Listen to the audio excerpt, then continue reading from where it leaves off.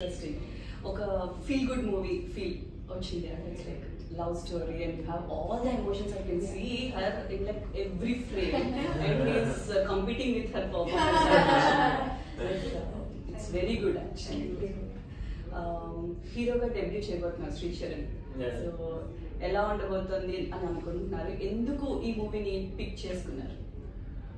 ఎలా ఉండబోతుంది అవి ఆలోచించట్లేదు ప్రస్తుతానికి. I'm just very happy that రిలీజ్కి వచ్చాం and it's out now because all the work we have done, finally we get to see it and we get to see their response to it. How I got into it anedi actually nenu Pune Film Institute lo chadukuntunnappudu I almost passed out and I was thinking working class characters తీసుకుని మంచి rooted story ana unte I wanted to explore that. Okay. Correct ga ade time ki someone got in touch with me from Kanyakumari team and they said Srujan is directing and Geethan is the hero. So I sent an audition, they liked it, they asked me to come to Hyderabad. I came and the rest is. So Geethan ye munde character role ki heroine character select chesaru. Okay. Actually tana place lo వేరే వాళ్ళు కూడా select చేశారు. I had to do అంటే వాళ్ళతో work shop కొన్ని scenes చేసేవాళ్ళం. దాని తర్వాత Sricharan came to the picture. Okay okay. So ఈ రోజుల్లో మూవీస్ ఏంటంటే గ్లామరస్ రోల్స్ ఎక్కువ ఉంటుంది. ఒకవేళ క్యారెక్టర్ ఎక్కువ లెంత్ క్యారెక్టర్ ఉంది, అన్ని ఎమోషన్స్ చూపించాలంటే ఎంతో కొంత హోంవర్క్ అనేది కంపల్సరీగా ఉంటుంది. ఫస్ట్ టైం మీరు ఏ పాయింట్ నచ్చి ఈ మూవీని యాక్సెప్ట్ చేశారు?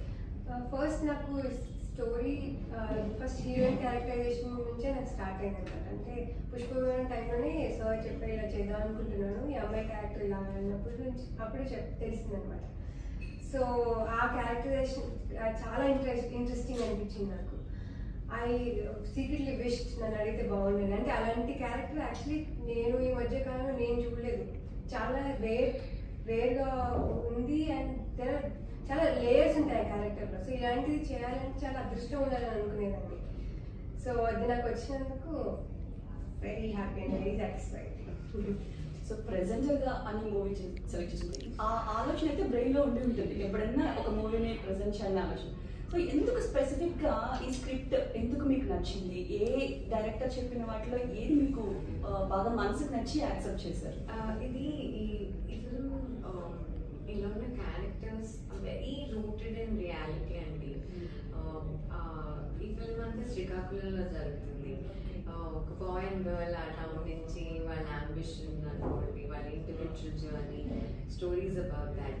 కానీ వీళ్ళ లవ్ స్టోరీలో వేరే ఏవైతే situations the way they face we friends లేకపోతే family,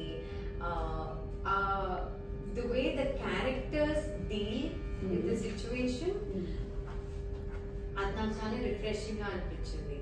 more than anything pretence ఏమీ లేదు, దాన్ని ఏమంటారు ఫోర్స్డ్ గా ఏమీ అనిపించలేదు. వెరీ న్యాచురల్ ఇష్యూస్ దట్ ఇంట్లో డిస్కస్ చేస్తాం, బయట మనం ఇవన్నీ మాట్లాడుకో ఇంట్లో మాట్లాడుకుంటాం చూడండి. That sometimes you're not comfortable to address and they just sweep it under the carpet.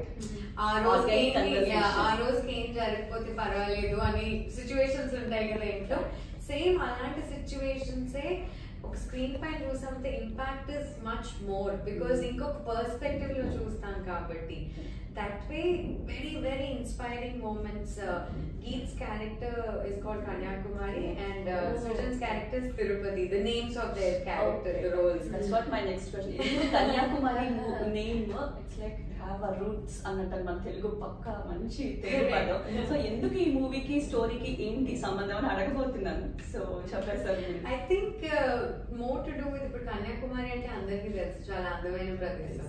So అలాగే ఈ ఫిల్మ్ లో Kanyakumari role it's so beautiful. The character తను ప్రతి డాట్ ని ఎంత బ్యూటిఫుల్ గా కనెక్ట్ చేసుకుంటూ వెళ్తుంది. అండ్ కన్యాకుమారి జర్నీలో తిరుపతి అనే ఒక క్యాండిడేట్ ఎంటర్ అయిన తర్వాత తిరుపతి లైఫ్ చేంజ్,